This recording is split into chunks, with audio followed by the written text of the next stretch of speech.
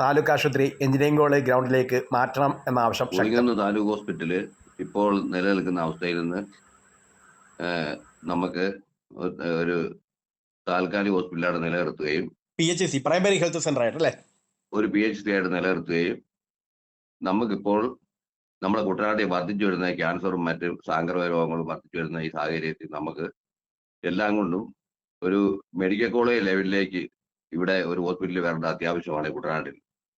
അതുപോലെ ആളുകൾ ഇവിടെ കുട്ടനാട്ടിൽ എല്ലാ സ്ഥലങ്ങളിലും വിഷവേദന അനുഭവിക്കുന്നുണ്ട്. അതുകൊണ്ട് നമുക്ക് നമ്മുടെ ഒരുപാട് സ്പേസ് വെറുതെ കിടക്കുന്ന കുട്ടനാട് എഞ്ചിനീയറിംഗ് കോളേജിന്റെ ആ സ്ഥലത്ത് നമുക്കൊരു മെഡിക്കൽ കോളേജ് നിലവാരത്തിലുള്ള ഹോസ്പിറ്റൽ പണിയാനുള്ള എല്ലാ സാധ്യതയുണ്ട്.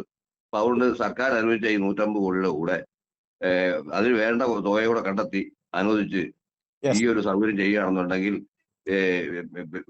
ഒരുപാട് ബെഡുകളൊക്കെ ഉള്ള ഇന്നലെ കെട്ടിടവും നമ്മുടെ ഇപ്പോൾ നമ്മുടെ ആലപ്പുഴ ജനറൽ ഹോസ്പിറ്റലിൽ ഇപ്പം പുതുതായി കെട്ടിടം മന്ദിരം പണിതുയർത്തിയിരിക്കുന്നത് പോലെ നമുക്കൊരു നല്ല ഒരു ആശുപത്രി മന്ദിരം പണിതുയർത്തിയാൽ ഇവിടെ എല്ലാം കൂടി യാത്രാ സൗകര്യമുണ്ട്, ട്രാൻസ്പോർട്ട് ബസ്സുകൾ ഓടുന്ന റൂട്ടാണ്, എല്ലാവർക്കും വരാൻ പറ്റിയ സൗകര്യങ്ങളുണ്ട്. അതുകൊണ്ട് കുറച്ചുകൂടെ അഭികാമ്യം അതാണെന്നാണ് എൻ്റെ ഒരു അഭിപ്രായം.